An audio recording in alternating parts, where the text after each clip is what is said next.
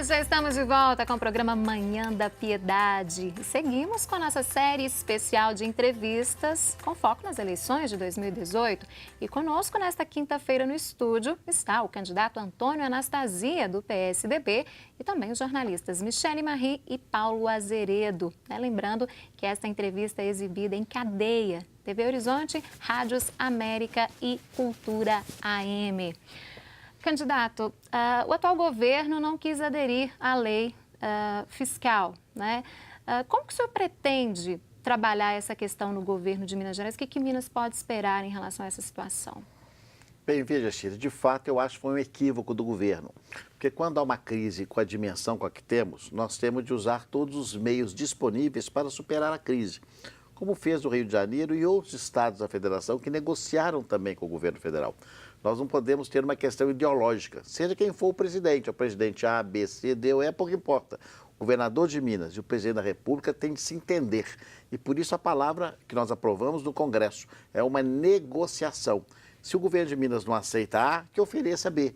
Mas o atual governo se recusou, por razões ideológicas, a negociar com o governo federal. Ficamos prejudicados. Então os outros estados fizeram, Minas não fez. Se eu vier a ser eleito, independente de quem seja o presidente, nós vamos fazer a negociação, porque é muito importante, porque nós temos, por exemplo, créditos a receber da Lei Candir, que tem que ser modificada. Eu integrei a comissão do Senado, que identificou o novo valor da Lei Candir a ser pago aos estados. É um aumento importante para Minas, inclusive. Por outro lado, o valor da dívida, que houve uma redução dos juros, da dívida que remonta à década de 90, está muito alto ainda, tem que ser negociado. E aí nós vamos discutir o que é que o Estado pode oferecer em contrapartida para que isso se manifeste. Tá certo. E agora nós temos uma pergunta da coordenadora de jornalismo da Rede Catedral de Comunicação Católica, Kátia Castro, pergunta para o senhor, candidato. O senhor ressalta em sua campanha a eficiência administrativa que marcou sua gestão frente ao governo de Minas e reforça a importância da competência técnica para isso. Gostaria de ouvi-lo sobre outro tipo de competência, a capacidade de interlocução e articulação que são imprescindíveis para qualquer governante, especialmente diante do complexo quadro político que vivemos hoje no Brasil. Tem toda a razão a Kátia. Você, para ser político, você tem de juntar dois lados, na minha opinião. Um conhecimento técnico, a experiência, vamos dizer assim, o domínio sobre os temas que estão sob o seu comando e a sua autoridade para você dar o exemplo do conhecimento. E, por outro lado, você tem que ter a sensibilidade de tratar com as pessoas, o chamado jogo de cintura política, a habilidade. Eu acredito, né, aí digo de maneira imodesta, que eu tenho. E eu acho que demonstrei isso ao Brasil inteiro quando fui relator do impeachment da ex-presidente. Quando, de maneira absolutamente serena, tranquila, conduzi um processo de altíssima complexidade, de maneira técnica, mas, ao mesmo tempo, tendo respeito dos pares. E chegamos à votação, não de 2/3, mas de 3/4 do Senado, pela sua condenação e afastamento, referendado pelo Senado, pelo Supremo Tribunal Federal, e que, de fato, demonstrou que funcionou tudo ali como deveria haver, da forma que a Constituição determinou. Então, serenidade, equilíbrio, habilidade, diálogo, e são características importantes. Porque eu digo sempre, e respondo à professora Kátia, é que ódio, grito, raiva, desespero não levam a lugar algum. Nós temos que ter equilíbrio. E eu acho que eu sou muito sereno e isso ajuda muito, especialmente na hora da crise, ao lado da experiência e do conhecimento técnico, que são imprescindíveis no momento grave que vivemos hoje. Senador, eu queria que o senhor comentasse, o candidato, sobre uma declaração do seu vice em relação ao cargo federal. Ele chegou a declarar, num vídeo que correu no WhatsApp, o apoio a Jair Bolsonaro, que hoje lidera as pesquisas. Qual que é o posicionamento do senhor em relação a isso? Bem, então logo o vídeo foi divulgado, eu logo fiz não digo um desmentido, porque ele falou numa hipótese, ele não falou que ia apoiar. Ele falou que haveria hipótese se o nosso candidato, Geraldo Alckmin, que é o meu candidato, e que eu fiz campanha, inclusive ontem, para ele em Minas, junto com ele, em Montes Claros e em Uberlândia, e tenho confiança, fé, e sou muito teimoso também que ele vá ao segundo turno, que se não fosse ele, poderia apoiar outro nome. Eu desmenti imediatamente, disse que não há nada disso, nós temos ele e eu, vamos ficar firmes até o final do primeiro turno. Aí, terminado o primeiro turno, vamos ver a situação política. Mas a minha posição é de votar, trabalhar e me empenhar para que o candidato do nosso partido, da nossa grande coligação, o Geraldo Alckmin, passe para o segundo turno e no segundo turno ele vencerá as eleições. Michele? Candidato, o senhor tem no seu projeto de nova gestão inovação como palavra de ordem. E aqui no estado de Minas Gerais a gente já vê aí alguns parques tecnológicos, alguns programas de educação e de incentivo à educação que são administrados hoje pela Secretaria de Desenvolvimento Econômico, Ciência, Tecnologia e Ensino Superior aqui de Minas Gerais, né? Então o que eu te pergunto é qual que é a transformação que a gente pode esperar com relação à inovação para Minas na sua gestão, caso eleito? Muito bem, Michele, a sua pergunta de fato coincide com o que nós fizemos no nosso governo. Quando eu era governador, nós repassamos a Fundação CETEC, que era uma fundação que estava em dificuldades do Estado, para a FIENG, e transformou-se num centro tecnológico de primeira linha de nível internacional, uma boa medida.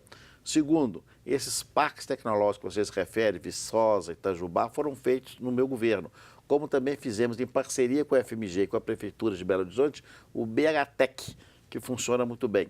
Lançamos o programa chamado CID, para o empreendedorismo das startups, que também foi um belo projeto que depois o atual governo suspendeu e retomou felizmente. É um projeto importante que Minas tem uma grande característica do empreendedorismo nas empresas dos jovens. A inovação é a palavra desse século. E Minas Gerais tem uma grande vantagem em relação aos outros estados, que é o nosso capital humano, pelas nossas universidades públicas e privadas de altíssima qualidade. Então nós temos um elemento muito positivo nas nossas mãos e temos de usá-lo bem. E o que acontece é que nós não podemos ficar reféns da nossa economia das tradicionais commodities, especialmente minério e café.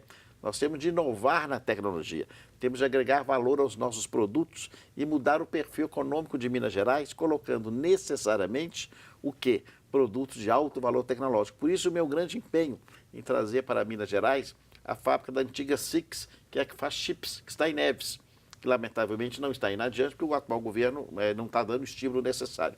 Mas é fundamental, nós temos uma industrialização vocacionada às novas tecnologias. Isso será, caso eu venha a ser eleito, um verdadeiro mantra, um dogma que farei no nosso governo. Então, seria, no caso, então, um incentivo a novas tecnologias, Sim. o investimento nessa área. Inclusive incentivos tributários, se for necessário. Cidade administrativa, governador. O atual governo alega que o custo de manutenção é muito alto. Inclusive, desativou o Palácio Tiradentes, né? Como que o senhor pretende trabalhar essa questão, caso seja eleito? Pretende reutilizar o espaço? Como que fica essa questão da cidade administrativa? Cidade administrativa, na verdade, é uma, vamos dizer assim, uma decisão de inveja do atual governo. Não há explicação que eu possa dar a isso. Porque não há, inclusive, como voltar. Os prédios antigos, e eu trabalhei em vários, que eu sou servidor do Estado há 35 anos, o prédio que eu ocupava como secretário de planejamento pegou fogo 3 vezes. Não tinha condições de funcionamento. Os prédios históricos da Praça da Liberdade, que hoje formam o mais belo circuito cultural do Brasil, o que está um pouco abandonado hoje, foram transformados no nosso período por causa da cidade administrativa. A cidade administrativa é uma âncora do desenvolvimento do vetor norte. E o que fez de pior o atual governador? Deixou o Palácio Tiradentes, concebido funcionalmente para ser a sede do governo, e volta ao Palácio da Liberdade, que era um museu, que nós deixamos maravilhosamente aberta à visitação de mineiros e de turistas, com um belo acervo interativo da história dos antigos governadores de Minas, tudo destruído, para ser ocupado com funções administrativas. É um prédio que não se condiz com a função administrativa. E mais, não satisfeito com isso, lançou seus olhares sobre a Casa de Cultura Fiat, a Casa Fiat de Cultura do antigo Palácio de Espaço, que faz belíssimas exposições e quer de volta para ter funções de escritório. Não tem menor cabimento. Então, se houver a ser eleito, o Palácio da Liberdade, como sede simbólica do governo, voltará a ser Palácio-Museu, aberto ao povo de Minas, com seu acervo, e nós voltaremos a trabalhar na sede administrativa, que é o Palácio Tiradentes. Eu não tenho preguiça de ir de automóvel todo dia de manhã para lá, voltar à noite, ainda que demore meia hora, 40 minutos. Normalmente eu não uso helicóptero, aliás, porque eu tenho muito receio, como sabe, de viajar de helicóptero. É conhecido esse meu medo de helicópteros.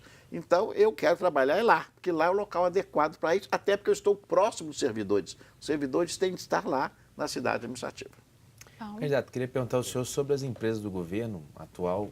Devido à crise, o governo tem, de maneira mais, digamos, simples, explicando para quem está nos assistindo e nos ouvindo, tem buscado vender essas empresas. A Codemig, por exemplo. Qual é o seu pensamento em relação a isso?